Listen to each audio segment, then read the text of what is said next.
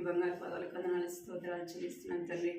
నమ్మకమైన దేవుడు, నమ్మదగిన దేవుడు గనుక ప్రభావ మీకు వేలాది వందనాలు స్తోత్రాలు చెల్లిస్తుంటున్నాను తండ్రి. కనికరించండి ప్రభావ, సహాయం చేయమని మీ సన్నిధిలో ప్రార్థిస్తుంటున్నాను ప్రభావ. చూపించండి తండ్రి. నా గడిచిన వారంతా కూడా ప్రభావ మీరు కాపాడుతూ భద్రపరుస్తుంటున్నానికి మీకు వందనాలు స్తోత్రాలు చెల్లిస్తున్నాను తండ్రి. ఇది సజీవులు మీరు చేర్చిన స్థుతిస్తూ గణపరుస్తుంటున్నాం ప్రభావ. సజీవులే కదా మీరు స్థుతించగలరు, మనం స్థుతించదు, పాతాళంలో మీకు స్థుతి కలిగిందని ప్రభావ. ఇదనం తండ్రి మమ్మల్ని సజీవ లెక్కలో చేర్చిన దేవుడుగా ఉన్నందుకే ప్రభావ మీకు ఎంతో నాకు చెల్లిస్తున్నాను తండ్రి.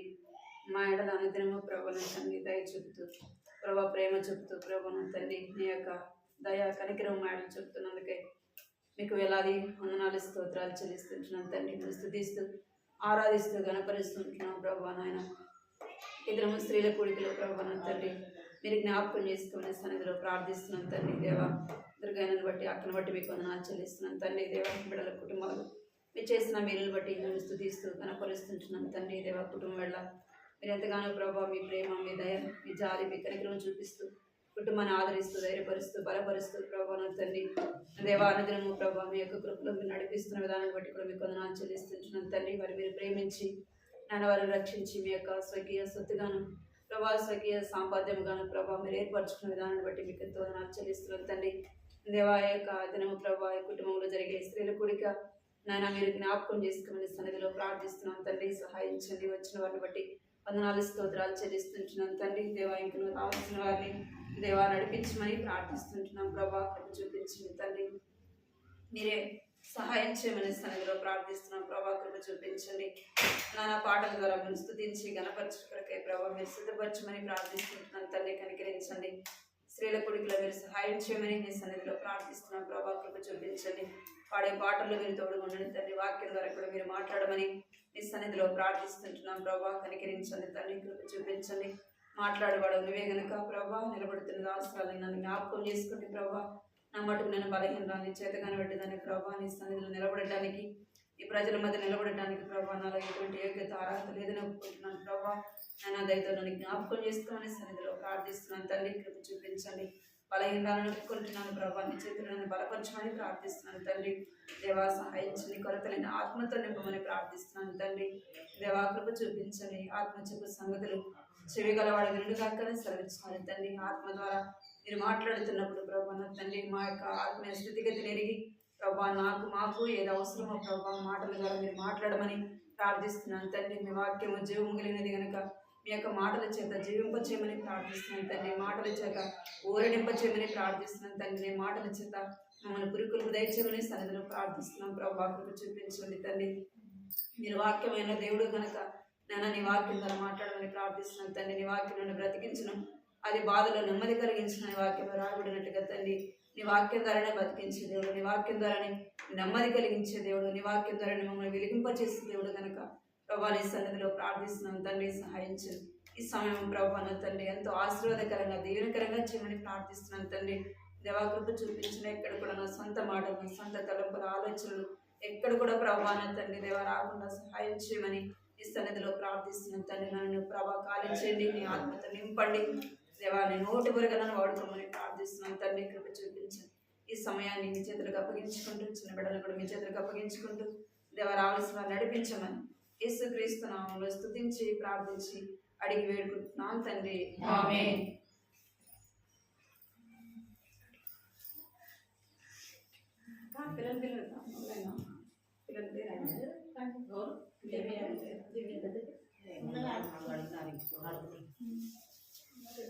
మీటింగ్ జరుగుతుంది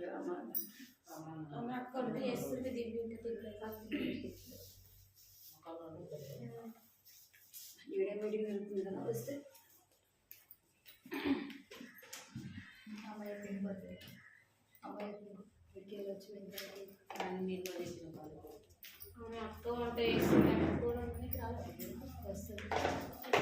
అదే చేస్తుంది. ఇంకా వెరైటీ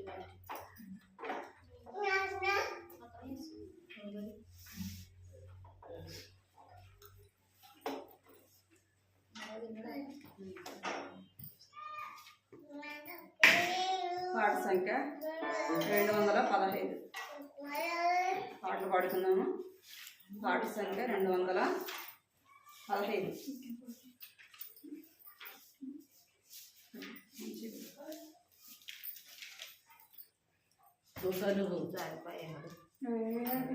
అక్క ఫోన్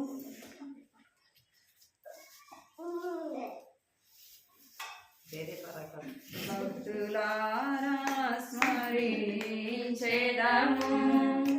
ప్రభు చేసిన మేలులన్నిటిని. భక్తులారా స్మరించెదము ప్రభు చేసిన మేలులన్నిటిని. అడిగి ఊహించు వాటి కన్నా మరి అడిగి ఊహించు వాటి కన్నా మరి సర్వము చక్కగా చేసే మరి సర్వము చక్కగా చేసే భక్తులారా స్మరించెదము ప్రభు చేసిన మేలులన్నిటిని. బాగుస్తుంది చూడండి ఫోను ఫోను వస్తుంది ఇక్కడ నీట్గా కనిపిస్తుంది లేదా చూడండి శ్రీయేసే మన శిరసయ్యుండి మహాబలశూరుడు. శ్రీయేసే మన శిరసయ్యుండి మహాబలశూరుడు. సర్వము నీచెను తన హస్తముతో, సర్వము నీచెను తన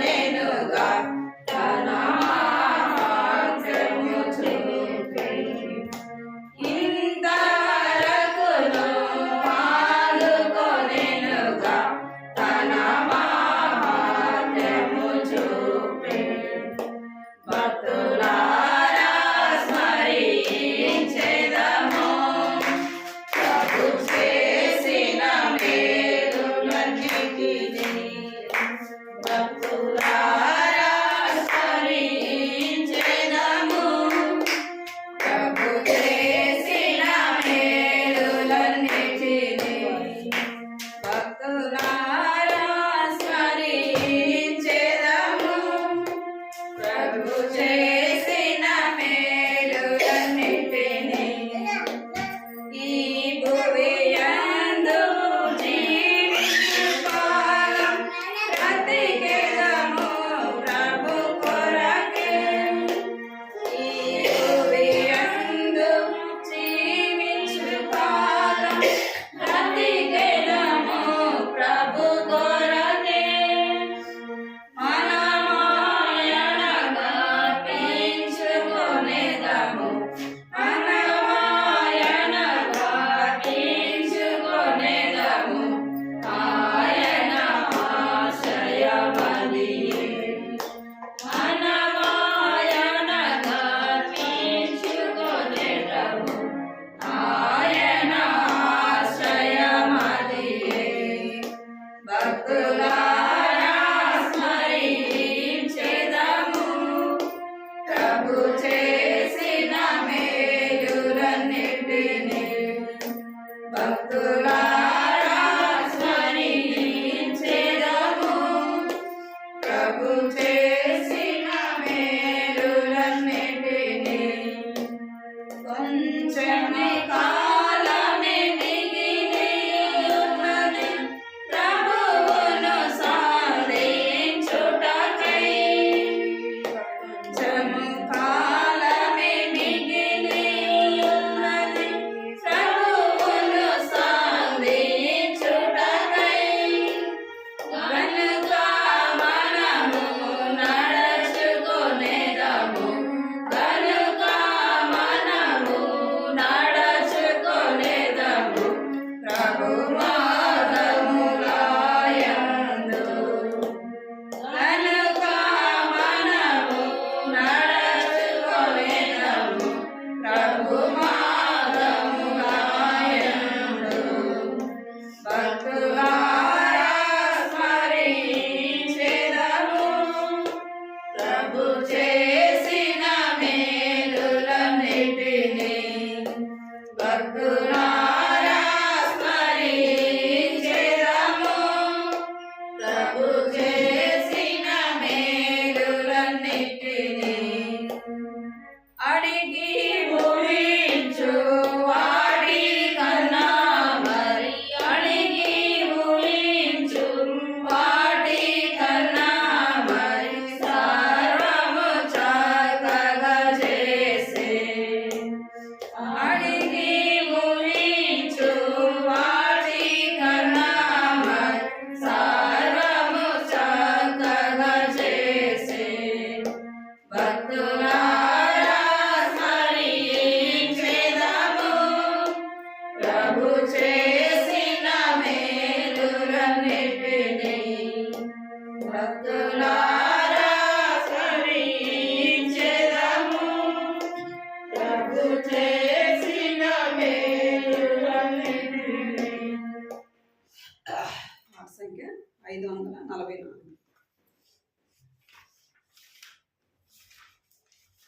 ప్రభు యేసున రక్షక నొసగున 544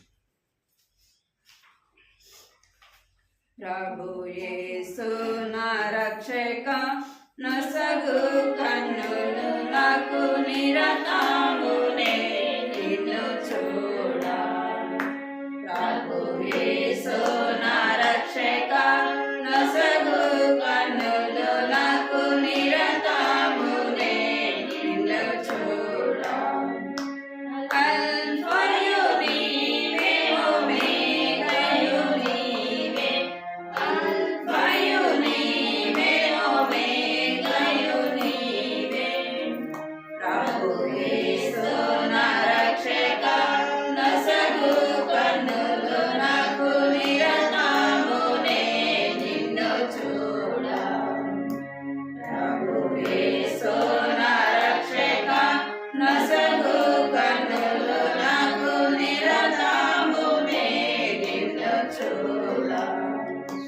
ప్రియుడైన యోహాను పద్మసులో ప్రియమైన యేసుని స్వరూపము. ప్రియుడైన యోహాను పద్మసులో ప్రియమైన యేసుని స్వరూపము. ప్రియమారా చూచి బహుధన్యుడాయె ప్రియ ప్రభునందు చూడనిమ్ము. ప్రియమారా చూచి బహుధన్యుడాయె ప్రియ ప్రభునిన్ను చూడనిమ్ము. ప్రభు యేసు నా రక్షక నొసగు కన్నులు నాకు నిరతములే నిన్ను చూడ. ప్రభు యేసు నా రక్షక నొసగు కన్నులు నాకు నిరతములే నిన్ను చూడ. లెక్కలేని మాలు పడిపోతిని, దిక్కులేని వాడనేనైతిని. లెక్కలేని మాలు పడిపోతిని, దిక్కులేని వాడనేనైతిని. చక్కజేసి నా నేత్రాలు తెరచి త్రక్కున నిన్ను చూడనిమ్ము. చక్కజేసి నా నేత్రాలు తెరచి త్రక్కున నిన్ను చూడనిమ్ము. ప్రభు యేసు నా రక్షక నొసగు కన్నులు నాకు నిరతములే నిన్ను చూడ. ప్రభు యేసు నా రక్షక నొసగు కన్నులు నాకు నిరతములే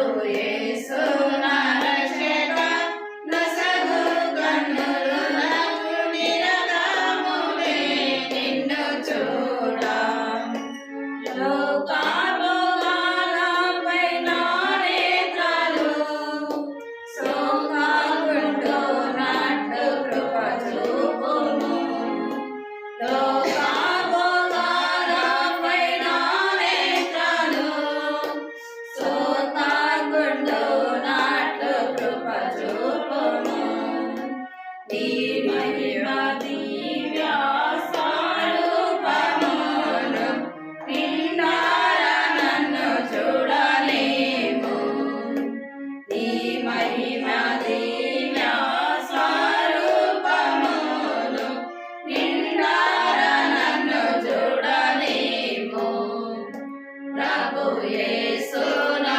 రక్షక నసగు కన్నులు నాకు నిరతములే నిన్ను చూడ ప్రభు యేసు నా రక్షక నసగు కన్నులు నాకు నిరతములే నిన్ను చూడ అల్పయు నీవే ఒమేగయు నీవే అల్పయు నీవే ఒమేగయు నీవే ప్రభు యేసు నా రక్షక నసగు కన్నులు నాకు నిరతములే నిన్ను చూడ ప్రభు యేసు నా రక్షక నసగు కన్నులు నాకు నిరతములే నిన్ను చూడ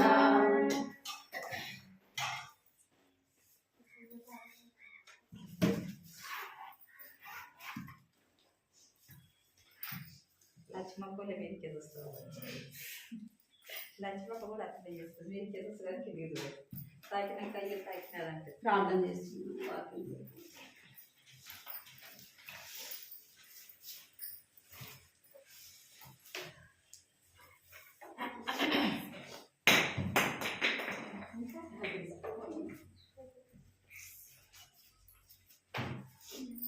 ప్రార్థన చేస్తున్నాను కృపా ప్రేంగల తండ్రి జీవన దేవ ఈ బంగారు కాలాలకు వందనాలు స్తోత్రాలు చెల్లిస్తున్నాను తండ్రి అందరూ కూడా ప్రభావ పాటలో మీరు సహాయపడుతూ వచ్చారు తండ్రి మీకు వందనాలు చెల్లిస్తున్నాం తండ్రి సరైన విధంగా పాడలేకపోయినా మట్టి దేవా చక్కని స్వరములతో పాటల ద్వారా మీరు స్థితించినట్లుగా మీరు సమయంలో నీ వాక్యం ద్వారా మీరు మాట్లాడమని ప్రార్థిస్తున్నాను తండ్రి దేవా నాకు మాకు ఏదైతే అవసరమో ప్రభా ఏ మాటలైతే అవసరమో తండ్రి దేవా మాటల ద్వారా మీరు మాట్లాడండి ప్రభా మీరు మాట్లాడుతున్నప్పుడు నా యొక్క దృష్టి నా యొక్క మనసు అంతా కూడా ప్రభా నీ వైపు ఉండగట్టుకు సహాయం చేయండి కృప చూపించి ఇంకా ఎవరైతే అలక్ష్యంగా నిర్లక్ష్యంగా ఉన్నారో ప్రభా వారితో కూడా మీరు మాట్లాడండి ప్రభా వారు కూడా మీ సన్నిధికి రాగలటకు సహాయం చేయండి ఈ సమయం ఎంతో మీ చేతులకు అప్పగించుకుంటూ ఈ సమయం ఎంతో మాకు దీవెనకరంగాను ఆశీర్వాదకరంగా చేయండి ప్రభా చేరవచ్చిన మీ బిడ్డలైన వారితో మీరు మాట్లాడండి ప్రభా కృప చూపించి నీ కుటుంబానికి తండ్రి మాకు ఏ మాట అవసరమో వాటిని అనుగ్రహించమని బలహీనాలు నన్ను కూడా మీ కృప చూపించి మీరు నన్ను బలమైన పాత్రగా ఉంచమని నా నోటి మాటలు ఉంచమని మీకు ఎంతో వదనాలు చెల్లించుకుంటాను ఏ స్నామంలో అడిగి పెడుతున్నాను తండ్రి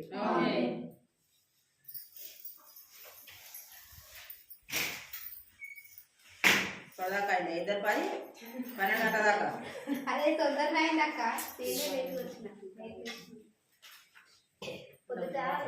మాటలు దాంట్లో రికార్డ్ అవుతాయి దేవుని వాక్యాన్ని చదువుతాను దేవుని వాక్యాన్ని చూస్తాము బైబిల్ తీయండి బైబిల్ ఉన్నవారు బైబిల్ వాక్యాన్ని తీయండి మొదటి పేతురు రాసిన పత్రిక 2వ అధ్యాయము 9వ వచనం కలిసి చదువుతాం మొదటి పేతురు రాసిన పత్రిక 2వ అధ్యాయము 9వ వచనం అందరం కలిసి చదువుదాం బైబిల్ చదవగలిగిన మనం అందరం కూడా కలిసి ఆ మాటను చదువుతాం 2వ అధ్యాయము 9వ వచనం మొదటి పేతురు రాసిన పత్రిక 2వ అధ్యాయము 9వ వచనం అందరం కలిసి చదువుదాం అయితే మీరు చీకటిలో నుండి ఆశ్చర్యకరమైన తన వెలుగులోనికి పిలిచిన వాని గుణాతిశయములను ప్రచురము చేయు నిమిత్తము ఏర్పరచబడిన వంశమును రాజులైన యాజక సమూహమును పరిశుద్ధ జనమును దేవుని సొత్తైన ప్రజలై ఉన్నారు. ఇంకొక మాట కూడా చదువు. మొదటి యోహాను రాసిన పత్రిక 3వ అధ్యాయము. మొదటి యోహాను రాసిన పత్రిక పక్కనే ఉంటుంది. 3వ అధ్యాయము 1-2 వచనాలు చదువు. 1-2. మనము దేవుని పిల్లలమని పిలవబడినట్టు తండ్రి మనకెట్టి ప్రేమను అనుగ్రహించను చూడు. మనము దేవుని పిల్లలము హేతువు చేత లోకం మనను ఎరుగదు, ఎలయనగా అది ఆయనను ఎరుగదు. ప్రియులారా, ఇప్పుడు మనము దేవుని పిల్లలమైన మనం ఇక ఏమవుదు అది ఇక ప్రత్యక్షపడలేదు, కానీ ఆయన ప్రత్యక్షమైనప్పుడు ఆయన ఉన్నట్టుగానే ఆయనను చూద్దుము కనుక ఆయనను పోలి ఉందమని ఎరుగుదము. ఇక్కడ పేతురు రాసిన పత్రికలో ఒక మాట ఉంది, చూడండి. ఏంటంటే మీరు చీకటిలో నుండి ఆశ్చర్యకరమైన తన వెలుగులోనికి మిమ్మును పిలిచిన వారి గుణాతిశయములను ప్రచురం చేయ నిమిత్తము. చాలు. ఏం చేయాలంట? ఆశ్చర్యకరమైన తన వెలుగులోనికి మిమ్మల్ని పిలిచిన వాని గుణాతిశయములను ప్రచురము చేయు నిమిత్తము ఏర్పరచబడిన వంశమును. ఏం చేయాలంట? మనను ఒకప్పుడు ఎలాంటి వారమంట? చీకటిలో ఉన్నవారు, దేవుని ఎరుగని వారం. ఇప్పుడు దేవుడు మనల్ని ఏం చేశాడంటే, అయితే మీరు చీకటిలో నుండి ఆశ్చర్యకరమైన వెలుగులోనికి మనం నడిపించాడు. మొదట మనం ఎలా ఉన్నామంట? చీకటిలో ఉన్నాం. చీకటి వారము, చీకటిలో ఉన్నాం, వెలుగు లేని వారము. అలాంటి వారిని మనల్ని దేవుడు ఏం చేస్తూ వచ్చినంటే, ఆశ్చర్యకరమైన తన వెలుగులోనికి మిమ్మును పిలిచిన. ఏదేం పిలిచాడంట దేవుడు అంటే? చీకటిలో ఉన్న వారిని ఆశ్చర్యకరమైన తన వెలుగులోనికి నడిపించినాడు. చీకటితో ఉన్న మన బ్రతుకులకు ఏం చేసినాడంట? ఆయన వెలుగును నింపినాడు. ఎందుకు మనల్ని వెలిగించినాడు? చీకటిలో ఉన్న వారిని ఎందుకు వెలుగులోనికి నడిపించినాడంటే, అక్కడ రాయబడింది, మిమ్మును పిలిచిన వాని గుణాతిశయములను. ఎవరు పిలిచినాడంట? ఇక్కడ కూర్చున్న మనల్ని ఒక్కొక్కరిని ఒక్కొక్క విధానంలో పిలిచినాడు కదా. అందరిని ఒక విధానంలో పిలిచినాడా? అందరం ఒకేసారి రక్షింపడినామా? అందరం ఒకే పరిస్థితిని బట్టి రక్షింపడినామా అంటే కాదు. ఒక్కొక్కరు వారి వారి స్థితిగతిని బట్టి దేవుడు తన సొంత సమయంలో జ్ఞాపకం చేసుకున్నాడు. తన సొంత సమయంలో ఏం చేసినాడంట? జ్ఞాపకము చేసుకొని మనల్ని, చీకట్లో ఉన్న మనల్ని ఆశ్చర్యకరమైన వెలుగులోనికి నడిపించినాడు. మనల్ని ఏం చేస్తున్నాడంటే పిలిచినాడంట. ఎందుకు పిలిచినాడు అంటే, కొన్నిసార్లు కొన్ని విధాలుగా మనం ఏం చేస్తుంటాం? పిలువబడి వారంగా ఉంటాం. కొన్ని విషయాలకు మనం పిలువబడతాం. పనికి పిలువబడతాం, పెళ్ళికి పిలువబడతాం కదా, ఏదైనా కార్యాలకి పిలువబడతాం. అంటే పిలుపు అనేది ఎన్నో విధాలుగా ఉంటుంది. కానీ దేవుడు మనల్ని ఎందుకు పిలిచినాడు అంటే, ఎందుకు పిలిచినాడంట? గుణాతిశయములను ప్రచురము చేయ నిమిత్తము. గుణాతిశయములు అంటే చెప్పండి. అంటే ఆయన యొక్క గుణములు మనం ఏం చేయాలంట? ప్రచురము చేయ నిమిత్తం మనం ఏం చేసినాడు? దేవుడు పిలిచినాడు. దేవుని బిడ్డలుగా చేయబడిన మనము వ్యర్థంగా పోకూడదు కదా. నేను రక్షింపబడిన అంత మటుకే కాదు కదా. అందుకొరకే మనల్ని పిలవలేదు. రక్షింపబడితే మాత్రం చాలదు. ఎందుకు పిలిచినంటే, ఆయన యొక్క గుణములు మన ద్వారా ఏం చేయబడాలంటే ప్రచురింపబడాలా, అంటే ప్రకటింపబడాలా. ఆయన యొక్క గుణములు, ఆయనలో ఉన్న యొక్క గుణాలన్నీ కూడా ఏం చేయాలంటే మనం ప్రకటించే వారంగా ఉండాలని మనల్ని ఏం చేసినాడు? ఆయన పిలిచినాడు. ఇప్పుడు చదివాం కదా యోహాను రాసిన పత్రికలు. మొదటి యోహాను రాసిన పత్రిక 3వ అధ్యాయము మనం దేవుని పిల్లలమని పిలువబడినట్లు 2వ వచనం. స్త్రీలారా, ఉమ్, ఇప్పుడు మనం దేవుని పిల్లలమై ఉన్నాము. ఉమ్, మనం ఇంకా ఏమవుతామో అది ఇంకా ప్రత్యక్షపరచబడలేదు కానీ ఉమ్, ఆయన ప్రత్యక్షమైనప్పుడు ఉమ్, ఆయన ఉన్నట్లుగానే ఆయనను చూతుము గనుక ఉమ్. ఆయనను పోలి ఉందమని ఎదురు. చాలు. ఎందుకు పిలిచినాడంటే ఆయనను పోలిన వారముగా ఉండాలని. ఎందుకు పిలిచినాడంట? ఆయన పోలి ఉండాలంట. మొదటిగదిగా మనం ఏం చేస్తూ వచ్చినామంటే ఆయన గుణములు ప్రచురించే వారముగా ఉండాలా. ఇంకేం చేయాలంటే ఆయనను పోలి మనం నడుచుకోవాలని. మనం చూడంగానే కదా, పిల్లలను చూడంగానే ఫలాని పిల్లలని తెలియబడుతుంది కదా. అంటే పిల్లల పోలికలు చూసి వీరి యొక్క తల్లిదండ్రులు ఫలాని వారని తెలియబడతారు. ఎందుకు? సో తెలియకపోయినా ఫలాని పిల్లలు మన పోలికలో ఉంటారు కాబట్టి కదా, తల్లి పోలికను తండ్రి పోలికను ఉంటారు కాబట్టి దాన్ని బట్టి చెప్తారు. ఇక్కడ మనం దేవుని పిల్లలము, ఆయన పోలి మనం ఏం చేయాలంట? నడుచుకోవాలి. మొదటిదిగా ఆయన గుణాతిశయములు ప్రచురించాలా, రెండోదిగా ఆయనను పోలి మనము నడుచుకోవాలి. ఎవరు అలాగ ఉంటూ వచ్చినారు అనేది మనము ఈ ఉదయకాల సమయంలో దేవుని వాక్యం ద్వారా తెలుసు. లూకాసు వార్త 8వ అధ్యాయము 2వ వచనం చదవండి. లూకాసు వార్త 8వ అధ్యాయము 2వ వచనం. లూకాసు వార్త 8వ అధ్యాయము తీసిన వార్త 2వ వచనం. 12 మంది శిష్యులను అపవిత్ర ఆత్మలను వ్యాధులను పోగొట్టబడిన కొందరు స్త్రీలను అనగా 7 దయ్యములు వదిలిపోయిన మగ్దలేనే అనబడిన మరియయు, హేరోదు యొక్క గృహ నిర్వాహకుడగు పూజా భార్యయగు యోహన్నయు సూసన్నయు ఆయనతో కూడా ఉండేది. వీరుడు ఇతరులు అనేకులను తమకు కలిగిన ఆస్తితో వారికి ఉపచారం చేయించు వచ్చింది.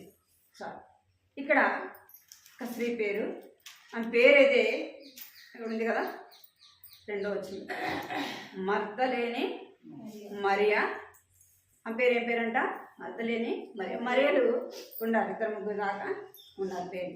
ఈమె పేరు మగ్దలేని మరియా. ఈమె 7 దయ్యములు పట్టిన.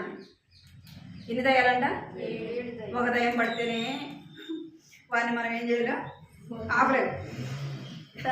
ఈమెకి ఎన్ని దయ్యాలు పట్టాయంట? 7 దయ్యాలు పట్టినాయి. ఈమె తన జీవితం అంతా కూడా సాతాను ద్వారా ఏం చేయబడిందంటే ఎంతో నష్టపోతూ వచ్చింది. ఎప్పుడు? దేవుని ఎరగనప్పుడు. అందుకే మనం చూస్తూ వచ్చినాం కదా, మనం ఎట్లా ఉన్నామంట? మొదట చీకటిలో ఉన్నవారు.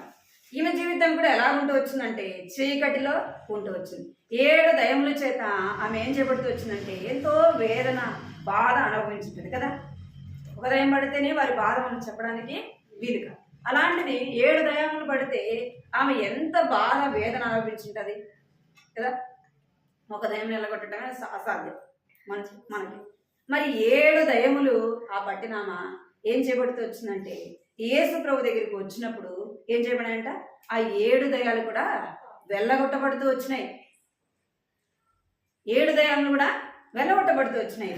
ఆమె 7 దయ్యములు వెళ్ళిపోయిన తర్వాత ఆమె ఏం చేస్తుందంటే అక్కడ రాయబడింది కదా, చదవండి చివరి వచ్చిన 3వ వచనం. అనేకులను తమకు కలిగిన ఆస్తితో వారికి ఉపచారం చేయించు వచ్చింది. చాలు.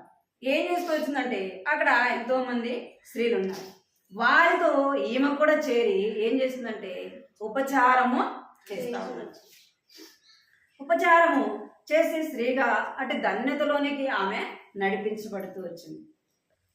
ఎలా నడిపించబడుతూ వచ్చిందంటే దేవుడు ఆమె చీకటి బ్రతుకును ఏం చేస్తూ వచ్చినాడు?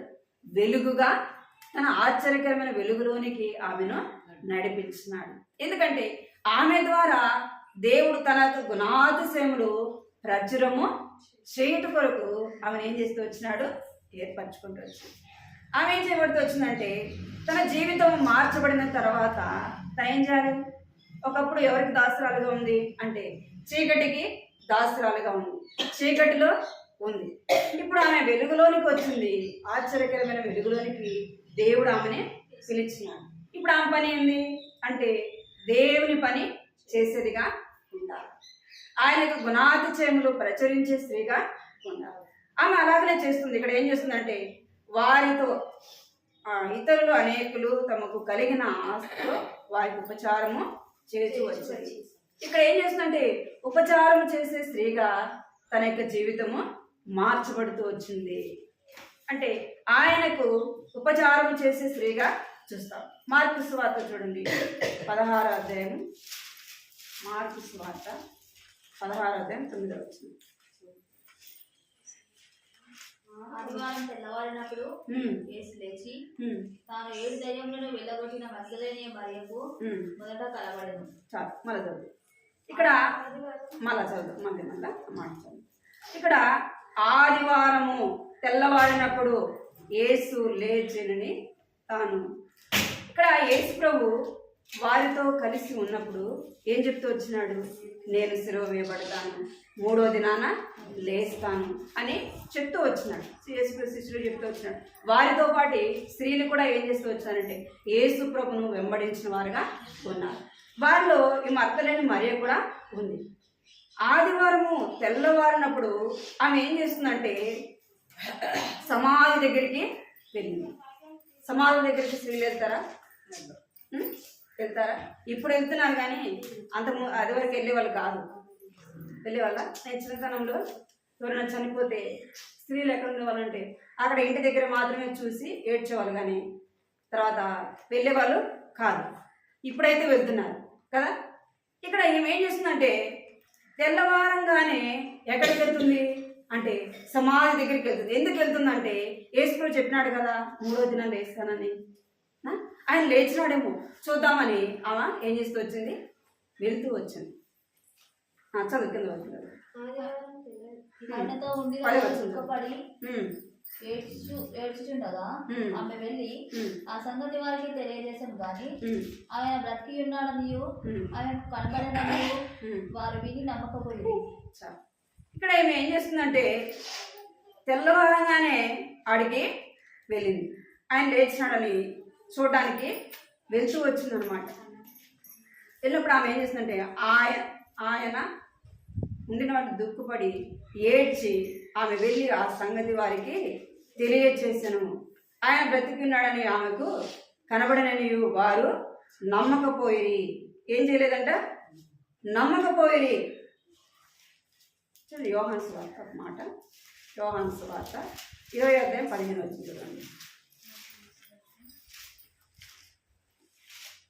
యోహాను సువార్త 20వ అధ్యాయం 15.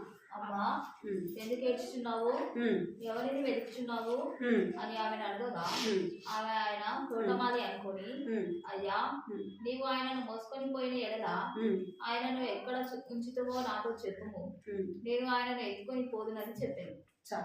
ఇక్కడ ఏం చేస్తుందంటే సమాధి దగ్గరికి వచ్చింది. తెల్లవారంగానే సమాధి దగ్గరికి వచ్చింది. అక్కడ లూకా సువార్తలో మాట్లాడింది. యోహాను సువార్తలో 20వ అధ్యాయం 15 వచనంలో ఆమె సమాధి దగ్గరికి వచ్చినప్పుడు ఆమె వచ్చేలోపు యేసు ప్రభు లేస్తున్నాడు. ఆమె వెళ్తా ఉంది, ఆయన కూడా ఎదురు వచ్చినాడు. ఆమె ఏం చేస్తుందంటే ఆయన ఒక తోటమాలి, అంటే సమాధి తోటకు తోటమాలి ఉంటాడు కదా, సమాధికి తోటమాలి అని ఆయన ఉంటాడు. ఆమె ఏమనుకుందంటే ఆయన తోటమాలని ఆయనతో చెప్తుంది, నువ్వు ఆయన్ని ఎత్తుకొని ఎక్కడ పెట్టినావు నాకు చెప్పాయి, నేను ఆయన్ని ఎత్తుకొని పోతాను. ఆడకూతురు శవం ఎత్తుకొని పోతుందా? అంటే అక్కడ మనం ఏం జ్ఞాపకం చేసుకోవాలంటే యేసు ప్రభుని ఆమె ఎంతగా ప్రేమించిందో మనకు అర్థమవుతుంది.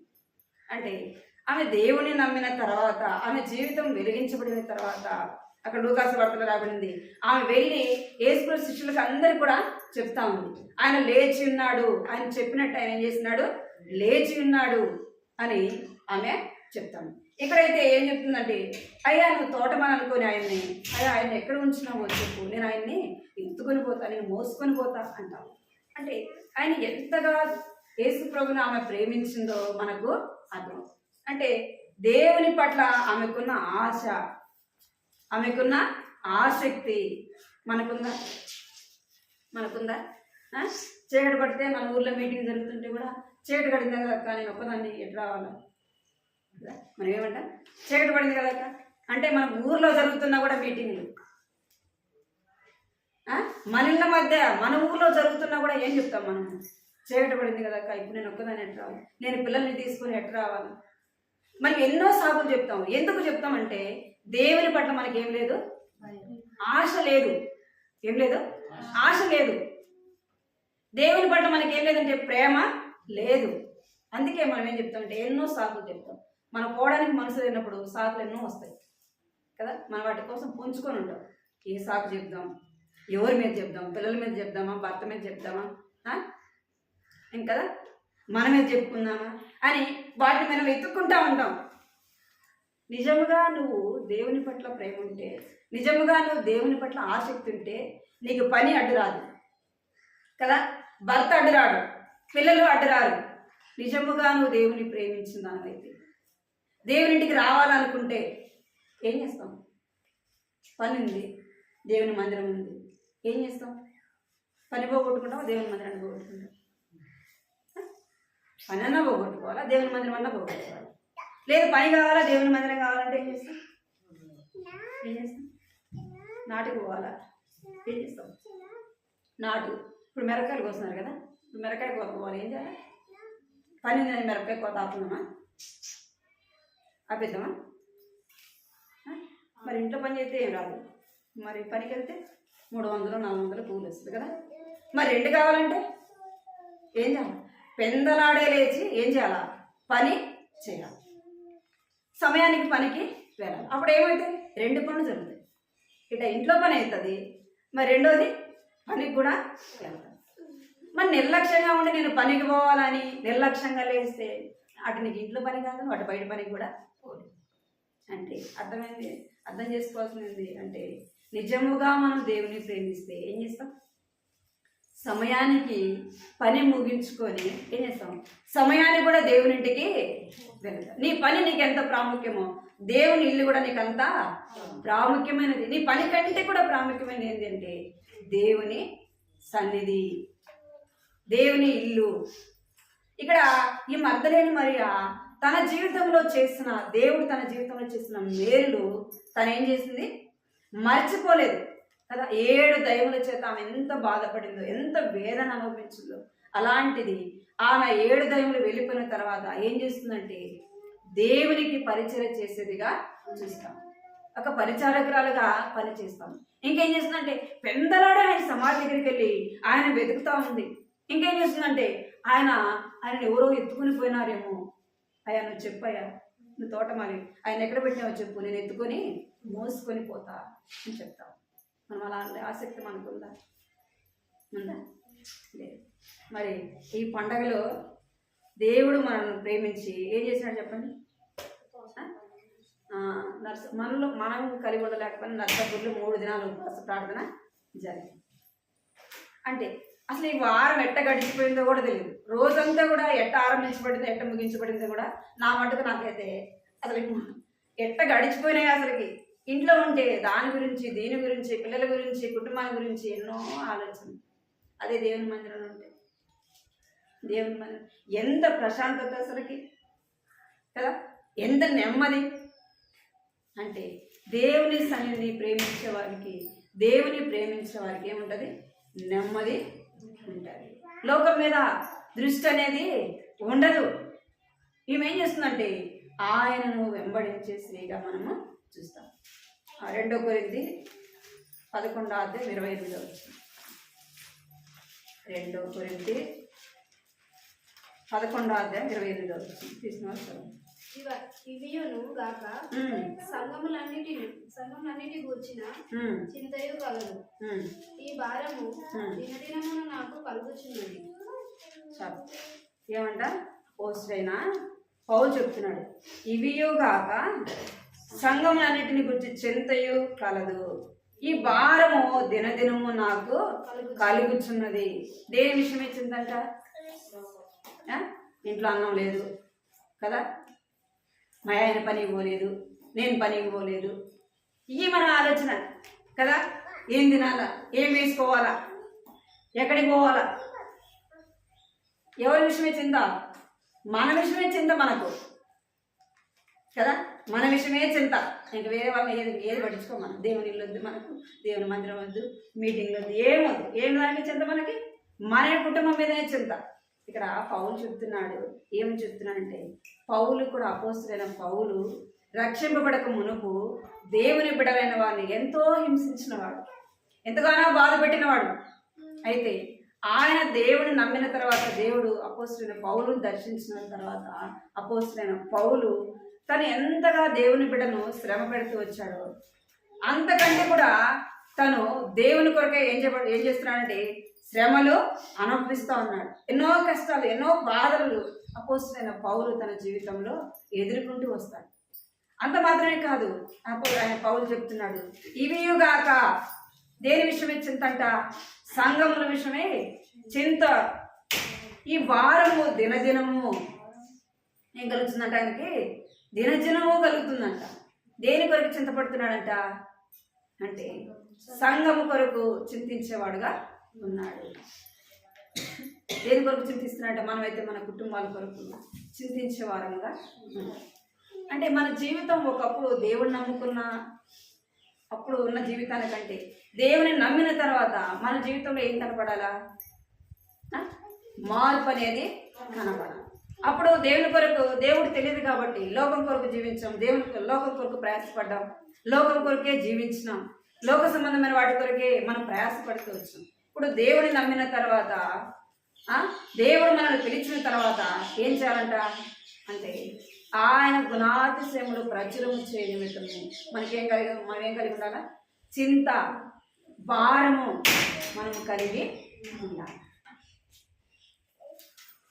మనం అపోస్తలుడైన పౌలు వలె మనం దేవుని కొరకై, దేవుని యొక్క పరిచయ కొరకై, దేవుని ఇంటి కొరకే చింతించే వారముగా ఉండాలి. మన కుటుంబం కొరకు, మన పిల్లల కొరకు కాదు. దేని కొరకు చింతించాలంట, దేవుని ఇంటి విషయమే చింతించాలి, దేవుని బిడ్డల విషయమే చింతించాలి. నువ్వు ఇతరుల కొరకు నువ్వు చింతించినప్పుడు, దేవుని మందిరం పట్ల నీకు చింత భారం కలిగి ఉన్నప్పుడు నీ విషయమే దేవుడు ఏం కలిగి ఉంటాడు అంటే ఆయన మన పట్ల ఏం చేస్తాడంటే చింత కలిగి మనకి ఏది అవసరమైందో, మనకి ఏది అక్కరయ్యిందో వాటిని దేవుడు ఏం చేస్తాడంట ఇచ్చేవాడుగా. నువ్వు దేవుని పట్ల ఆసక్తి కలిగి ఉంటే మనకేం కావాలో ఆయనకి తెలుసు. మన కుటుంబ విషయం మనం చింతించడం వల్ల మనం ఏమి కూడా ఏం చేయలేం, ఏది సాధించాలి. మనం చింతించడం వల్ల మనకు రోగం తెచ్చుకోవడం తప్పితే మనం ఏమి కూడా చేయలేదు. మన విషయం మనం చింతించడానికంటే మన చింత దేవునికి అప్పచెప్పి మనం దేని కొరకు చింతించాలంటే దేవుని కొరకు, దేవుని సంఘం కొరకు, దేవుని బిడ్డల కొరకు ఏం కలిగి ఉండాలి, మనము చింత కలిగి ఉండాలి. మొదటి కొరింథీ 14:33. మొదటి కొరింథీ 14:33. అలాగే పరిశుద్ధుల సంఘములన్నిటిలో దేవుడు సమాధానంలోకి కర్త గాని అందరికీ కర్త కాదు. ఏమంట, సమాధానం దేవుడు పరిశుద్ధుల సంఘములన్నిటిలోనూ దేవుడు సమాధానానికి కర్తయే కానీ అల్లరికి కర్త కాడు. దేవుని ఇంట్లోకి మనం వచ్చినప్పుడు ఏం చేయాలంటే భయం కలిగి ఉండాలి. ఏం కలిగి ఉండాలి, భయం కలిగి ఉండాలి. అనవసరమైనవి ఏవి కూడా మనం ఏం చేయకూడదు, మాట్లాడాలి. దేవుని ఇంటిలో ఏం చేయకూడదు, అనవసరమైనవి మనకు మన విషయాలు కానప్పుడు మనం ఏం చేయకూడదు అంటే స్త్రీలమైన మనం ఎలా ఉండాలంటే సంఘంలో మౌనంగా ఉండాలి. ఏం చేయాలంటే సంఘంలో మౌనంగా ఉండాలి. ఇంకేం చెప్తే దేవుడు అల్లరికి కర్త కాడు. దేవుడు దేనికి కర్త అంటే సమాధానానికి కర్త. మన దేవునింటిలో, మన దేవుని మందిరంలో మనం ఇష్టం వచ్చినట్టుగా మాట్లాడుతున్నామంటే ఎవరికి అవమానం, దేవునికి అవమానం. అందుకే మనం ఏం చేయాలంటే దేవుడు అల్లరి ఉన్న కాడ దేవుడు ఉండనే ఉండడు. ఆయన దేనికి కర్త కాడంట, అల్లరికి కర్త కాదు. మనకు కొంతమందికి గొడవలు అంటే చాలా ఇష్టం. కొంతమందికి అక్కడ వాళ్ళు ఏదైనా గొడవ జరుగుతున్నా అక్కడికి వెళ్ళటానికి కూడా కొంతమంది ఇష్టపడరు కదా, అక్కడ వెళ్ళటానికి కూడా ఇష్టపడరు. ఎందుకంటే వాళ్ళకి అల్లరి గొడవలు అంటే ఇష్టం ఉండదు కాబట్టి ఏం చేయరు, అక్కడికి వెళ్ళటానికి కూడా ఇష్టపడరు. అందుకే దేవుడు చెప్తున్నాడు, నేను సమాధానానికి కర్త కానీ అల్లరికి కర్త కాను. మనం కూడా ఏం చేయాలంట, దేవుని పిల్లలమైన మనము దేవుని గుణాతిశయమును ప్రచురం చేయాలంటే మనం కూడా ఎలా ఉండాలంట, ఆయనను పోలి నడుచుకోవాలి. మనం అన్ని విషయాల్లో మాదిరికరంగా నడుచుకున్నప్పుడు మనం ఏం చూపిస్తామంటే దేవుని ప్రేమను చూపించేవాళ్ళం. దేవుడు ఎలాగ దయ చూపించినాడు, దేవుడు ఎలాగ కనికరం చూపిస్తూ వచ్చినాడు, దేవుడు ఎలాగ ప్రేమ చూపిస్తూ వచ్చినాడు మనము ఆయనను గుణాతిశయం ప్రచురించాలంటే మనం ఏం చేయాలంటే మాదిరికరంగా నడుచుకునే వారంగా ఉండాలి. మొదటిదిగా మనం ఏం చేయాలంట? మాదిరికరమైన జీవితము, ఆయన గుణాతిశయములు ప్రచురించే వారంగా ఉండాలి. రెండోది మనము ఎలా ఉండాలంటే దేవుని సన్నిధిలో నిబంధన చేసుకొని నడుచుకునే వారంగా ఉండాలి. ఏం చేసుకోవాలంట? నిబంధన చేసుకొని నడుచుకునే వారంగా ఉండాలి. రూతు గ్రంథం మొదటి అధ్యాయం 15 వచ్చింది.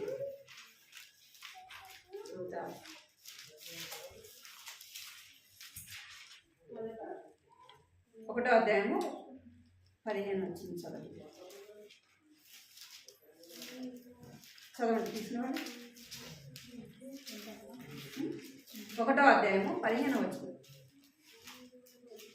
ఆమె ఇదిగో నీ తోడుకోడలు తన జనుల యొద్దకును తన దేవుని యొద్దకును తిరిగిపోయినదే, నీవును నీ తోడుకోడలు వెంబడి వెళ్ళమనెను.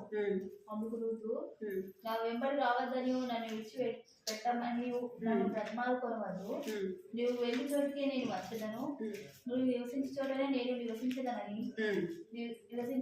నీ జనమే నా జనము, నీ దేవుడే నా దేవుడు. ఇక్కడ రూతు ఇంతగా ఆశీర్వదింపబడడానికి రూతు కూడా ఎలాంటి జీవితం జీవించిందంట? లోకంలో చీకటిలో జీవిస్తుంది. మోయాబీలు విగ్రహారాధికులు కదా, శాపగ్రస్తమైన వారు దేవుని ప్రజలతో చేరడానికి, దేవుని ఇంట్లోకి వారు చేర్చబడడానికి ఎంత మాత్రం కూడా యోగ్యులు కాదు. రూతు ఈ స్థితిలోకి వచ్చింది అంటే నయోమి జీవితము తను ఏం చేస్తూ వచ్చింది? మాదిరికరంగా నడుచుకుంటుంది. నయోమి తన అత్తైన నయోమి ఎలాగ దైవికంగా నడుచుకుంటూ వచ్చిందో, ఏ దేవుణ్ణి అయితే తను కలిగి ఉంటూ వచ్చిందో, ఏ దేవుణ్ణి అయితే తను వెంబడిస్తూ వచ్చిందో, ఇప్పుడు ఎవరు వెంబడిస్తున్నారంటే రూతు ఏం చేస్తూ వచ్చింది? ఆ యొక్క నయోమి యొక్క మార్గంలో, దైవికమైన మార్గంలో నడుస్తాం. అందుకే ఆమె అంత గొప్ప మాట చెప్పగలుగుతూ వచ్చింది. ఏం చెప్పగలుగుతూ వచ్చిందంటే, నీ జనమే నా జనం, నీ దేవుడే నా దేవుడు. ఒకప్పుడు లోకం కొరకు జీవించింది, ఇప్పుడు ఎవరి కొరకు జీవించడానికి తీర్మానం చేసుకుంటా ఉంది రూతు అంటే దేవుని కొరకు జీవించడానికి తీర్మానం చేసుకుంటాం. అంటే నిబంధన చేసుకుంటాం. నీ జనమే నా జనం, నీ దేవుడే నా దేవుడు. మరణం తప్ప నిన్ను నన్ను ఏది కూడా ఏం చేయకూడదు, ఎడబాయకూడదు. మరి దేవుని దగ్గర మనం ఎలాంటి తీర్మానం చేసుకోవాలా, ఎటువంటి నిబంధన చేసుకోవాలా? ప్రభువా, నేను బ్రతికితే నీ కొరకే బ్రతకాలి, చచ్చిపోతే నీ కొరకే నేనేం చేయాలా? చనిపోవాలి. అలాంటి తీర్మానం కలిగి జీవించాం. ఎందుకంటే లోకం కొరకు ఒకప్పుడు జీవించినాము, లోకంలో ఉన్నవన్నీ కూడా మనం చూసాం కదా, లోకం కొరకు జీవించినాం, లోకంలో ఉన్నవన్నీ చూసినాం. లోక సంబంధమైనది ఎలాంటిదో మనకు తెలుసు కదా, లోకంలో ఉన్నదంతా కూడా ఏందో మనకు తెలుసు. ఇప్పుడు కొత్త జీవితాన్ని ఆరంభించినాక ఇప్పుడు ఆ జీవితానికి కొత్త జీవితానికి తగిన జీవితం మనం ఏం చేయాలంట? జీవించాలి. ఇప్పుడు రూతు ఏ జీవితం ఆరంభించింది? కొత్త జీవితాన్ని ఆరంభించింది. అందుకే ఆమె తీర్మానం చేసుకుంది, నీ జనమే నా జనం. ఇప్పుడు నయోమి జనం ఎవరు? దేవుని ప్రజలు కదా. నయోమి జనం ఎవరు? దేవుని ప్రజలు. నీ జనమే నా జనము, నీ దేవుడే నా దేవుడు. ఇప్పుడు నయోమి దేవుడు, రూతు దేవుడు ఒకటేనా? ఒకటేనా? కాదు. నయోమి దేవుడు నిజమైన దేవుడు, రూతు దేవుడు ఎలాంటి వాడు? విగ్రహాలు. అంటే తన ఇంటికి పెళ్లి కాకముందు తను జీవించిన జీవితం. ఇప్పుడు ఏ దేవుని కలిగి ఉంది రూతు అంటే? నిజమైన దేవుని తను తెలుసుకుంటూ వచ్చింది, నిజమైన దేవుణ్ణి తెలుసుకుంది. అందుకే చెప్తుంది, ఇక నేను లోకం కొరకు జీవించను, తిరిగి నా ప్రజల యొద్దకు, నా ఇంటికి నేను వెళ్ళను. ఇప్పుడు నీ జనమే నా జనం, నీ దేవుడే. నువ్వు ఎక్కడ ఉంటే నేను అక్కడ ఉంటాను, నువ్వు ఏది చేస్తే నేను అదే చేస్తాను, నేను నీతో పాటు ఉంటా అని ఒక తీర్మానం కలిగి ఉంటుంది. మరి మన లక్ష్యం పడ్డాం కదా, మరి మనం తీర్మానం చేసుకున్నామా? ప్రభా, మనం అటు ఉంటాం ఇటు ఉంటాం కదా. ఎటుంటా? సగం లోకం కావాలి, లోకం వదిలిపెట్టాం, మళ్ళీ దేవుని వదిలిపెట్టాం. 31 క్రిస్మస్ రోజు అనుకుంటా అంకుల్ చెప్పాడు కదా, మెసేజ్ చెప్పాడు, విన్నారు మీరు? ఏం చెప్పాడు? ఇంటి మీద స్టార్ ఇంటి నువ్వు నిజముగా దేవుని కలిగి వెంబడించాలి. నువ్వు దేవుడు కావాలా, లోకం కావాలంటే అది ఎప్పటికీ సాధ్యం కాదు. ఏముండదు, ఎప్పటికీ సాధ్యమో కాదు. నువ్వు దేవుని లోకాన్ని సంతోషపరచలేవు, ఒక్కరినే సంతోషపరచాలి. నువ్వు దేవునైనా సంతోషపరచాలా, లోకాన్నైనా సంతోషపరచాలి. ఇప్పుడు రూతు ఎవరు సంతోషపడుతుంది? లోకాన్ని సంతోషపెడుతుందా? కాదు, దేవుని సంతోషపెట్టడానికి. ఆ దేవుడే నాకు కావాలా, కష్టమైన శ్రమైన బాధైన. పెదవరాలు ఎన్ని కష్టాలు అనిపిస్తుంది, ఎన్నో బాధలు. యవన కాలంలో భర్త చనిపోతే ఎంత బాధ, ఎంత వేదన, తను బాధపడుతుంది. కానీ లోకుల ద్వారా కూడా ఏం పొందాలా, ఏం పొందాలా? ఎంతో బాధ అనిపించాలా కదా. తప్పు చేయకపోయినా, చూసినా, మాట్లాడినా, కూర్చున్నా, లేచినా ఏం వెతుకుతారు? తప్పులు వెతుకుతారు. ఎక్కడ దొరుకుతుందా, ఎక్కడ పట్టుకుందామా, ఎన్ని నిందలేస్తామా, మన కోసం ఎంతో మంది కొంచెం ఉంటారు. అలాంటి జీవితము రూతు ఏం చెప్తుందంటే, ఏంటన్నిటిని చూడాల కదా, వాటన్నిటిని చూడాల. వాళ్ళు ఏమంటారు, వీళ్ళు ఏమంటారు, మాతతో పడిపోతే నాకేమొస్తుంది కదా. ఆమె ముసలాం అయిపోయింది, మరి ఆమెను బోధించేది నన్ను బోధించేది ఆలోచించిందా? ఆలోచించరా. ఏమంటుందంటే, ఏ పరిస్థితులు ఆమె లోక సంబంధమైన వాటిని వైపు చూడక ఏం చేస్తుందంటే, ఆ దేవుడే నాకు కావాలా, నీ దేవుడే నా దేవుడు, నువ్వు ఎక్కడ ఉంటే నేను అక్కడ ఉంటాను ఒక తీర్మానము చేస్తుంది. మనం కూడా ఏం తీర్మానం చేసుకోవాలా చూడండి. నెహెమ్యా గ్రంథం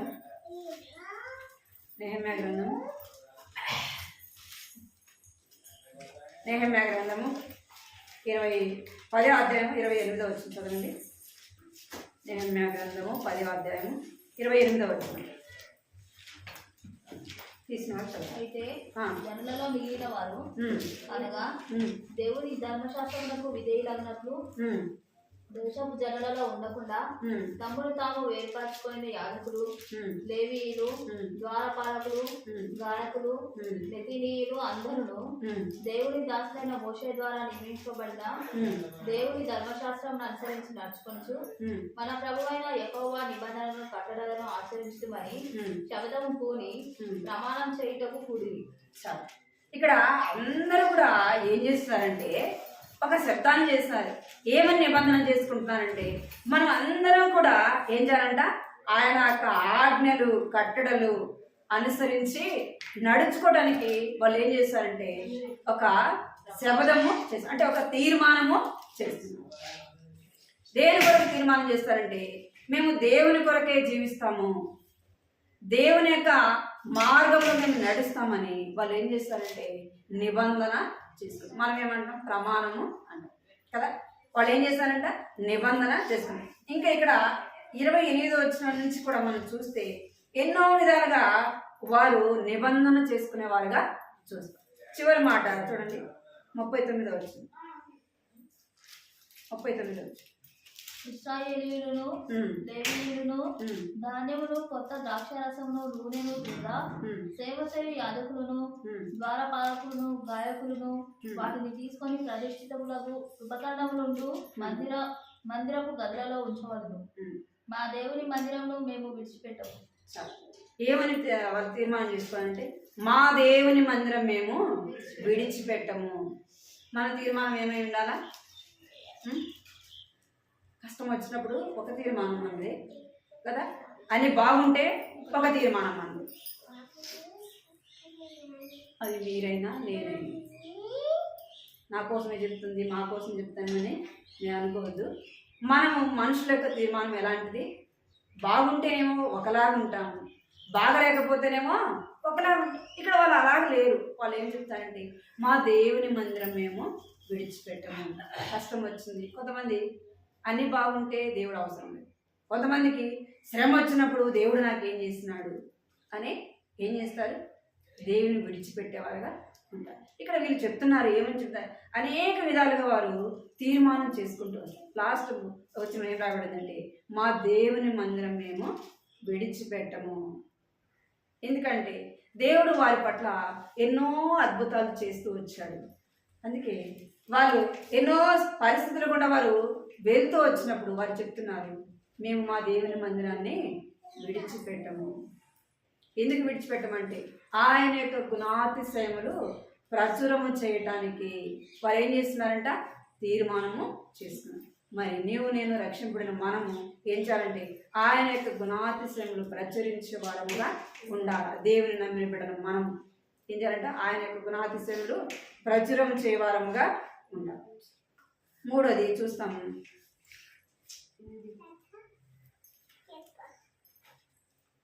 ఆదికాండం చూడండి. ఆదికాండం 19వ అధ్యాయం. ఆదికాండము 19వ అధ్యాయము 29 చదవండి.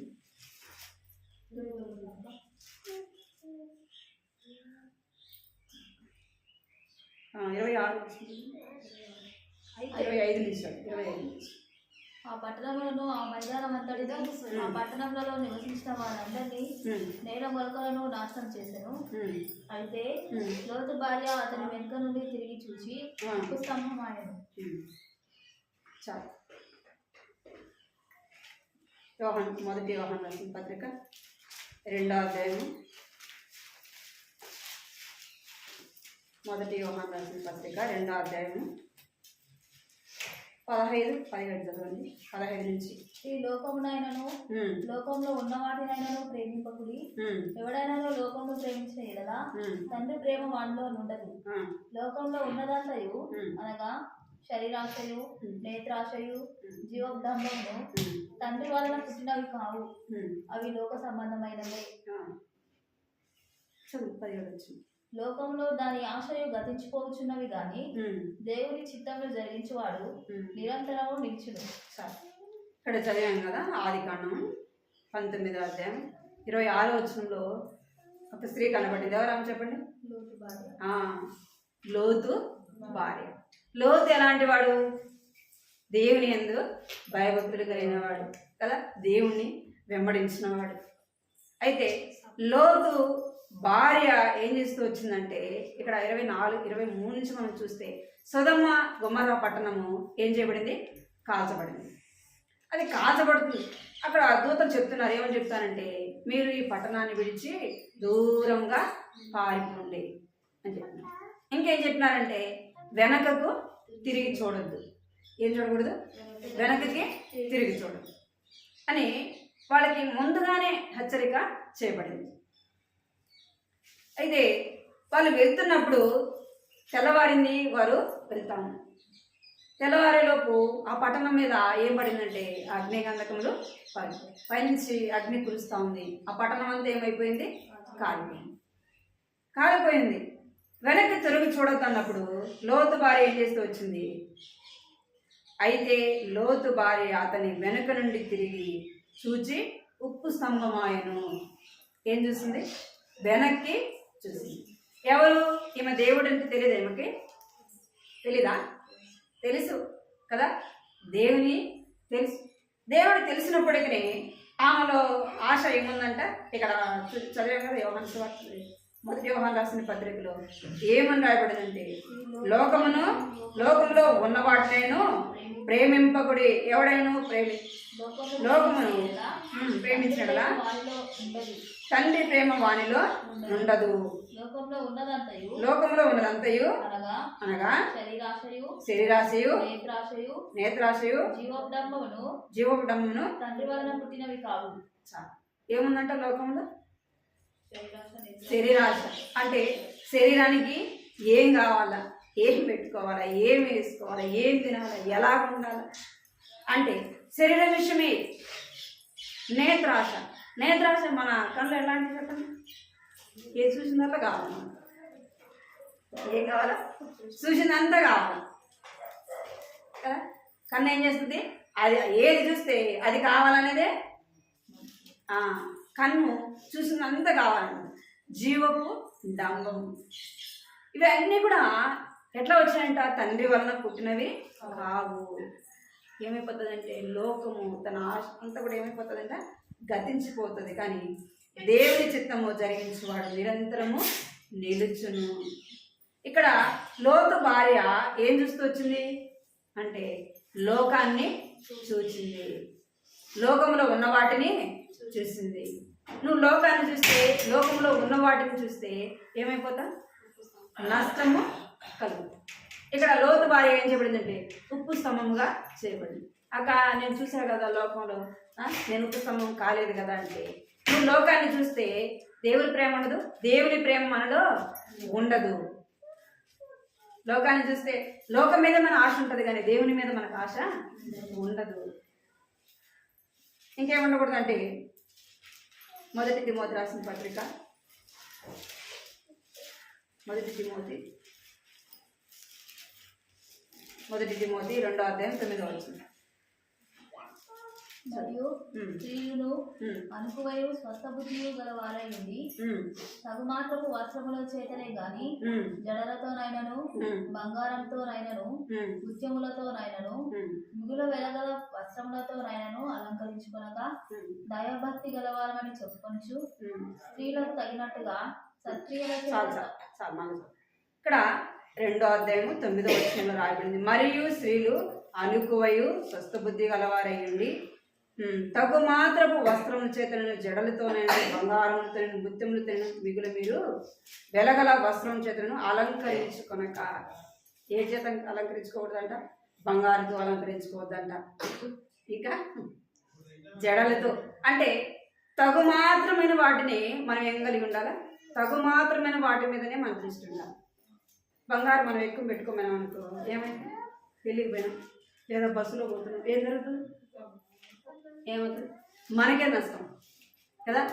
ఒంటి నిండా బంగారు వేసుకుని ఒక్కదాన్ని పోదామా? పోగలమా? ఎందుకు? బంగారు అంతే కదా, ఎందుకు పోకూడదు? దాని ద్వారా మనకేం కలుగుతుంది?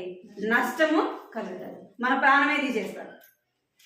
అందుకే దేవుడు చెప్తున్నాడు, తగు మాత్రము వస్త్రములు కూడా. వస్త్రములు కొంతమంది ఏం చేస్తారు, ఎంతో విలువ పెట్టుకుంటారు కదా. ఒక చీర కొనాలంటే 5,000, 10,000, 15,000, 20,000 కదా. ఇంకా నాకు నా మటుకు అయితే వస్త్రాలకు ఎక్కువ డబ్బు పెట్టి కొనడం నాకు ఇష్టం ఉండదు. మీరు నమ్ముతారని నమ్మరు. నా పిల్లలకు కూడా తెరిసాకైనా విలియంకైనా ఎక్కువ విలువ పెట్టి డబ్బులు పెట్టి తెస్తే నేను అంటా, మా అమ్మలనైనా సరే మా అత్తనైనా సరే, ఇంత ఎందుకు పెట్టుకుంటామంటే, నీకెందుకు అంత పిసినారితనం అంటే, డబ్బు మాది కదా, కొనింది మేం కదా, నీకెందుకు అంత బాధ అంటారు. అది ఎన్ని రోజులు వేసుకుంటావు నువ్వు? అసలుకి చిరిగిపోదు అది. అందుకే దేవుడు చెప్తున్నాడు, నీ వస్త్రములు ఎలా ఉండాలంట? తగు మాత్రం వస్త్రములు కలిగి ఉండాలి. మరి భక్సింగ్ గారి సవాసంలో ఇప్పుడైతే అన్నీ వేసుకుంటున్నారు కానీ భక్సింగ్ గారి సభలో ఒక్కసారి భక్సింగ్ అంకులు వాక్యం చెప్తే అంట, ఇళ్లలో ఉన్న టీవీలు వాళ్ళకున్న దగ్గర అన్నీ తీసుకెళ్ళి బావిలో వేసారంట. తీసుకెళ్ళి మద్రాసులో జోహోషం మందిరంలో ఆ బావి ఇప్పుడు కూడా ఉంది. టీవీ చూడొద్దు, మీరు తగు మాత్రం వస్త్రములతో కలిగి ఉండాలా, తగు మాత్రం మీరు కలిగి ఉండాలంటే అప్పుడు భక్సింగ్ గారి సవాసంలో చాలా మటుకు ఏమి వేసుకునే వాళ్ళు కాదు, బంగారు పెట్టుకునే వాళ్ళు కాదు. ఇప్పుడు సేవకురాలు మాత్రం పెట్టుకోవట్లేదు కానీ అందరూ పెట్టుకుంటున్నారు. ఎవరో పెట్టుకోకుండా ఉండేది. వాటిని పెట్టుకోవడం ద్వారా ఏమని నువ్వు అందంగా కనపడతావా? నువ్వు ఒంటి నిండా బంగారు పెట్టుకున్నంత మాత్రాన దేవుడు ఇచ్చిన నీ అందం యాడికి పోదు. అర్థమైంది నీకు? నువ్వు పెట్టుకున్నా పెట్టుకోకపోయినా ఆ అందం అట్నే ఉంటుంది. నువ్వు పెట్టుకున్నంత మాత్రాన నీకు అందం రాదు, అవి పెట్టుకోవడం ద్వారా అందం పోదు. గుర్తుపెట్టుకోండి. భక్సింగ్ గారి సహవాసంలో అప్పుడు పెట్టుకునే వాళ్ళు కాదు. నేను దేవుని నమ్ముకున్నప్పుడు 2000 సంవత్సరంలో నేను యేసుని నమ్ముకున్నాను. 2001లో నేను బాప్తీసం తీసుకున్నాను. నేను బాప్తీసం తీసుకోక మునుపు నాకు గాజులు ఉండేటివి, చెవులకి 2 జతల కమ్మలు ఉండేటివి, పట్టీలు ఉండేటివి, అన్నీ ఉండేటివి. ఎందుకంటే హిందూ కుటుంబంలో రక్షింపడినాను. అవి తీసేస్తే అమ్మ నన్ను ఒప్పుకుంటారా? ఒప్పుకోరు. బాప్తీసం తీసుకున్నప్పుడు నాకు కూర్చొని వాక్యం వింటా ఉంటే దేవుడు నాతో మాట్లాడుతుంది. చచ్చిపోయిన శవానికి ఇవన్నీ పెడతారా? చచ్చిపోయినారనుకో వాళ్ళని బంగారు అలంకరించి తీసుకెళ్తారా సమాధికి? ఏం చేస్తారు? ఉన్నవన్నీ కూడా ఒకటి తీసేస్తారు. అర్థమైంది మీకు? అవన్నీ కూడా తీసేస్తారు, చిన్నది కూడా ఉంచరు, తీసేసుకుంటారు. ఎందుకు? చచ్చిపోయి ఉంటారు. మరి నిజంగా మనం లోకాన్ని చచ్చిపోతే ఈ లోక సంబంధమైన అన్నిటిని ఏం చేస్తాం? అక్క మనం సేవకురాలు కాబట్టి నువ్వు పెట్టుకోలేదు, మరి మేము పెట్టుకోవాలి కదా అంటారేమో. మనం తగు మాత్రమైన వాటితోనే అలంకరించుకోవాలంట. అక్కడ రాయబడింది. అక్కడ ఇప్పుడు చదివా 10వ వచనం చదువు. దైవభక్తి గలవారమని చెప్పుకొని ఆ, స్త్రీలకు తగినట్టుగా ఆ, సత్క్రియల చేత ఉమ్. తమ్మును తాము అలంకరించుకునవలెను. చాలు. దైవ భక్తి గల వారమని చెప్పుకొను స్త్రీలకు తగినట్టుగా సత్క్రియల చేత తమను తాము అలంకరించుకునిరి. నువ్వు దైవ భక్తి కలిగిన స్త్రీవైతే ఏం చేస్తావు? దేవుని యొక్క లక్షణాలు నీకేం కనపడాలా? అలంకారంగా కనపడాలా. నువ్వు దేవుని బిడ్డవైతే దేవుని యొక్క లక్షణాలే నీలో ఏం చేయబడితే నిన్ను చూసినప్పుడు ఎంతో ఇతరులను ఆదరించదాని గాను, ఇతరులు ప్రేమించదాని గాను నీ మాటల చేత నిన్ను చూడగానే ఏం కలుగుతుంది? ఎంతో ఆదరణ కలుగుతుంది, ఎంతో దైవభక్తి చేసి ఆమెతో ఒక్క మాట మాట్లాడితే చాలు ఎంతో నెమ్మదిగా ఉంటుంది, పద్ధతిగా ఉంటుంది కదా. ఆమె మాటలు పద్ధతిగా ఉంటాయి, ఆమె ప్రవర్తన పద్ధతిగా ఉంటుంది, ఆమె వస్త్రధారణ పద్ధతిగా ఉంటుంది. ఇప్పుడు వస్త్రాలు ఎట్లుంటాయి చెప్పండి? ఎట్లుంటాయి? దేవుడు నిండా అలంకరించుకోమంటే సగం సగమే అలంకరించుకుంటాం. ఎందుకు? అందంగా కనపడాలని. నిజంగా మనం లోకాన్ని చూసి నేర్చుకుంటున్నాం, కానీ దేవుని వాక్యాన్ని చూసి దేవుని వాక్యాన్ని చదివి దేవుని వాక్యంలో ఏం చెప్పబడింది, నేను ఏం అలంకరించుకోవాలా అన్నది మనలో లేదు. ఇక్కడ లోతు భార్య తెలిసి కూడా ఏం చేసింది? లోకాన్ని చూసింది, లోకంలో ఉన్న వాటిని చూసింది. ఏం చేయబడింది అంటే ఆమె ఉప్పు స్తంభముగా చేయబడింది. లోకాన్ని ప్రేమించద్దు. ఒకవేళ నేను ప్రేమిస్తున్నామేమో, లోకం వాటి మీద మనకు మనసుందేమో, ఏమైపోతుందంట? లోకంలో ఉన్నదంతా కూడా గతించిపోతుంది, కానీ దేవుని చిత్తం నెరవేర్చబడి ఏం చేస్తాడంట? నిరంతరము నిలిచి ఉంటాడు.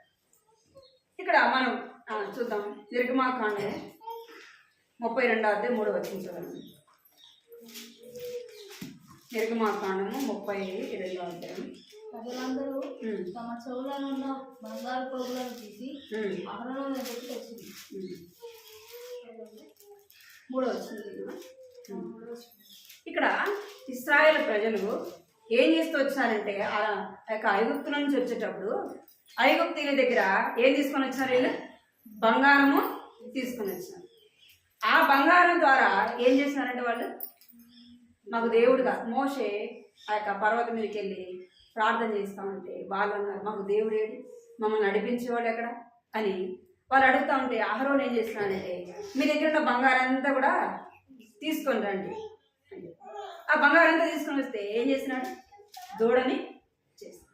అంటే ఆ బంగారం ద్వారా ఏం కలిగింది? వాళ్ళకి నష్టము కలిగింది. ఇశ్రాయేలు ప్రజలకు ఏం కలిగింది? నష్టం కలిగింది. నిజ దేవుణ్ణి వదిలిపెట్టి ఏం చేస్తానంటే ఆ యొక్క బంగారంతో చేయబడిన ఆ యొక్క దూడను వాళ్ళు ఏం చేస్తారంట? పూజిస్తాను. నువ్వే మమ్మల్ని ఆ యొక్క అరణ్యంలో ఐగుప్తుల నుంచి తీసుకొని వచ్చి ఈ దేవుడే అని వాళ్ళు ఏం చేస్తారంటే విగ్రహాన్ని పూజించేవారుగా. ఆ బంగారం ద్వారా వారికి ఏమొచ్చిందంటే శాపము వచ్చింది. దేవుని కోపానికి వారు చేయబడుతూ వచ్చినారు. అంటే మనకున్న బంగారు మనకేం కలిగిస్తుంది? మన ప్రాణానికే నష్టం కదా. మన ప్రాణానికే నష్టం. ఏమైనా నేను బంగారు వేసుకున్నామంటే చూసుకుంటా ఉంటాం, ఎక్కడ లాక్కొనిపోతారో, ఎక్కడ తీసేసుకుంటారో అని. వాటి కోసము వాటిని ఎట్లా భద్రం చేసుకోవాలని మన చింతంతా ఎట్లా ఉంటుంది? వాటి మీదనే ఉంటుంది. మనం ఎక్కడైనా ఫంక్షన్కి పోయినా వాటి మీద దృష్టి ఉండదు. నా దగ్గర ఉన్న బంగారు ఎవరు తీసుకెళ్తారు కదా, ఎక్కడ లాక్కొనిపోతారు, దాని మీదనే మనకు. అందుకే లోక సంబంధమైన మనం ఏం చేయకూడదు? లోక సంబంధమైన దాన్ని మనం ప్రేమించకూడదు. దాని మీద మన దృష్టి ఉండకూడదు. ఇక్కడ లోతు భార్య ఎలాగైతే నష్టపోతూ వచ్చిందో, నేను ఆ జీవితంలో ఆత్మీయంగా మనం నష్టపోతాం. ఇంకొకరిని చూస్తాం, లోకాన్ని చూసి ఏమైందంట? నష్టపోతూ వచ్చింది. యోబు గ్రంథము 2:9. యోబు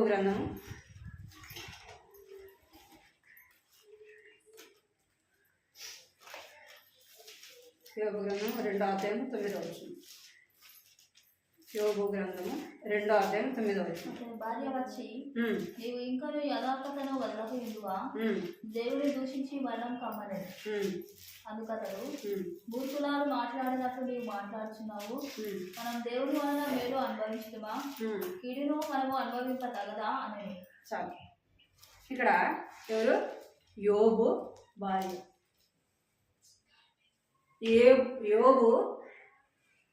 యోబు జీవితాన్ని మనకు తెలుసు.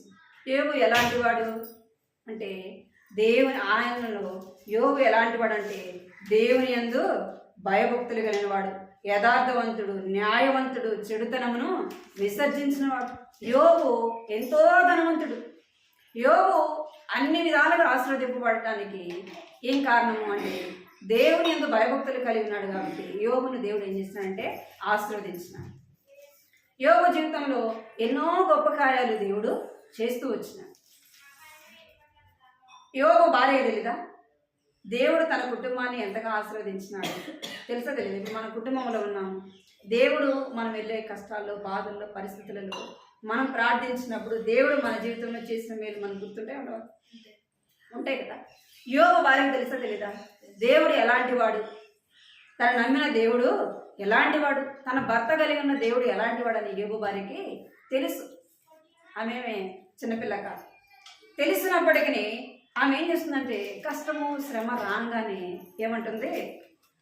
9వ వచనం ఏమంటుంది?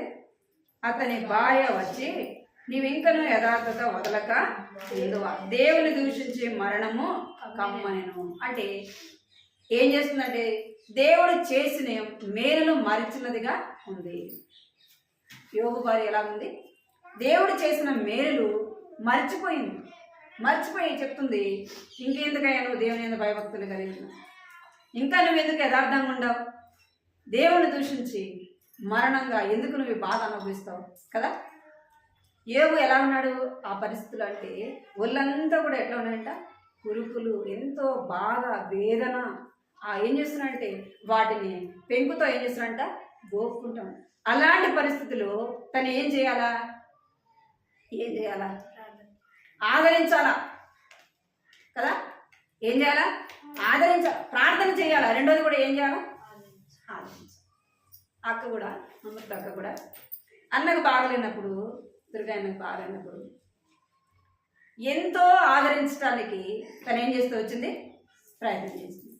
దేవుడు ఉన్నాడు, దేవుడు సహాయం చేస్తాడు, నువ్వు ఎందుకు ఏడుస్తావు, నువ్వు ఎందుకు బాధపడతావు కదా. అంటే కష్టం వచ్చినప్పుడు ఒక భార్యగా చేయాల్సిన బాధ్యత ఏంటి అంటే భర్తను ఆదరించాలా. ఏం చేయాలా? అయ్యా మేలు చేసేది కూడా దేవుడే, కీడు జరిగేది కూడా. ఏం చేసినా, మేలు జరిగినా కీడు జరిగినా మన మేలు కొరకే. దేవుడు మనం ఏం చేయడు? విడిచిపెట్టడు. దేవుడు మనకు సహాయం చేస్తాడు అని మనం ఏం చేయాలి? ఆదరించాలి కదా. మనము ఆదరించే వారంగా ఉండాలి. ఇక్కడ యోబు భార్య చెప్తుంది, ఇంకెందుకయ్యా నువ్వు అసలుకి చచ్చిపో, దేవుడు చచ్చిపోయి ఊరుకో కూడా కాదు, దేవుని దూషించి చచ్చిపోని చెప్తుంది. యోబు అంటున్నాడు, మూర్ఖురాలు మాట్లాడినట్టు నువ్వెందుకు మాట్లాడుతున్నావు? దేవుని ద్వారా మనం మేలు అనుభవించాం కదా, ఇప్పటిదాకా మేలు అనుభవించాము. దేవుడు కుటుంబాన్ని ఆశీర్వదించాడు, బిడ్డను ఆశీర్వదించాడు, ఎన్నో దేవుడు ఇచ్చాడు, ఎంతో పనివారిని ఇచ్చాడు, ఎంతో ఆస్తిని ఇచ్చాడు, ఎన్నో ఇచ్చాడు. ఇప్పుడు కష్టం రాగానే ఎందుకమ్మా అంటున్నావు? మూర్ఖురాలు మాట్లాడినట్టు ఎందుకు మాట్లాడుతున్నావు? దేవుని ద్వారా మేలు అనుభవించిన ఏడు కూడా అనుభవిద్దాం అని యోబు చెప్తున్నాడు. అయితే యోబు భార్య ఏం మర్చిపోయింది? దేవుడు చేసిన మేలు మర్చిపోయింది. మనం కూడా అంతే మర్చిపోతాం. దేవుడు చేసిన మేలు, దేవుడు చేసిన మేలు మర్చిపోయి ఏమంటామంటే దేవుడు నాకేమి ఇచ్చాడు, దేవుడు నాకేం చేశాడు, నేను మందిరానికి పోతున్నా కదా, నేను ప్రార్థన చేస్తున్నా కదా, దేవుడు నాకేమి ఇచ్చాడు, నువ్వు దేవునికి ఏమి ఇచ్చావు? దేవునికి ఇవ్వడానికి చెప్పండి. దేవుడు ఇచ్చాడు నీకు, దేవుడు నీకు జీవితాన్ని మేలు చేశాడు, మనం దేవునికి ఏమి ఇస్తున్నావు? సరైన సమయాన్ని దేవుని ఇంటికి వస్తున్నావా? మరి వార కొడుకులకి అన్నిటికి వస్తున్నావా? నువ్వు దేవుని ప్రేమిస్తున్నావా? దేవునికి నువ్వేమైనా ఇస్తున్నావా? అంటే ఏమి ఇస్తున్నావు? మనం ఏమైనా ఇవ్వగలం? మనకి ఇచ్చే స్తోమత మనకుందా? మనకున్నవన్నీ ఇచ్చినా కూడా మనం ఎలాంటి వాళ్ళము? రుణస్థులమే కదా, మన రుణస్థులమే. అయితే యోబు భార్య ఏం చేస్తుంది? దేవుడు చేసిన మేలు మరిచిపోయినదిగా ఉంది. నేను అలా ఉండకూడదు, నేను ఎలా ఉండకూడదు? దేవుడు చేసిన మేలు మర్చిపోదు. కష్టం శ్రమ అనేది అందరికి వస్తుంది, అందరికీ వస్తుంది. చూడండి, 1 సమూయేలు 25వ అధ్యాయం 25వ అధ్యాయం 15వ వచనం చదవండి. 1 సమూయేలు అయితే ఉమ్, ఆ మనుషులు మాకెంతో ఉపకారం చేసి ఉన్నారు. ఉమ్, మేము పొలంలో వారి మధ్యనే సంచరించుచున్నంతసేపు ఉమ్, అపాయం కానీ నష్టం కానీ మాకు సంభవింపనే లేదు. 18 వచ్చింది.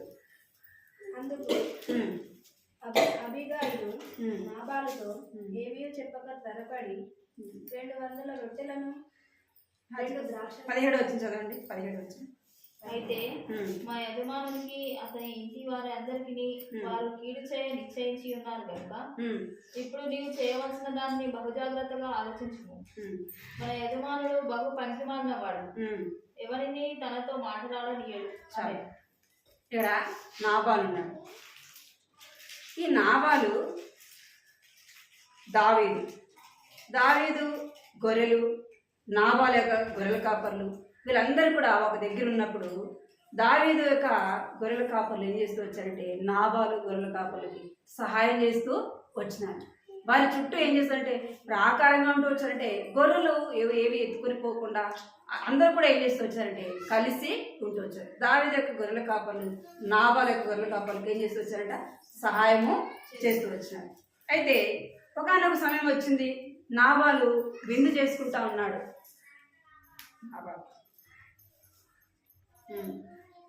ఇక్కడ ఏం చేశాడంట, విందు జరుగుతూ ఉంది. విందు చేసుకుంటా ఉంటే దావీదు గొర్రెల కాపర్లు వచ్చినారు. ఏమని వచ్చానంటే మేము అడవిలో ఉన్నాం, మాకు ఏదైనా సహాయం చేయండి అని వచ్చినప్పుడు నాబాలు ఎంతో మూర్ఖంగా మాట్లాడుతున్నాడు. చూడండి నా మాట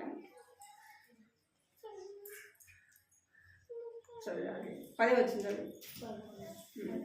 నాబాలు దావీదు ఎవడు, యెషై కుమారుడు ఎవడు, తమ యజమానులను విడిచి పారిపోయిన దాసులు ఇప్పుడు అనేకులు ఉన్నారు.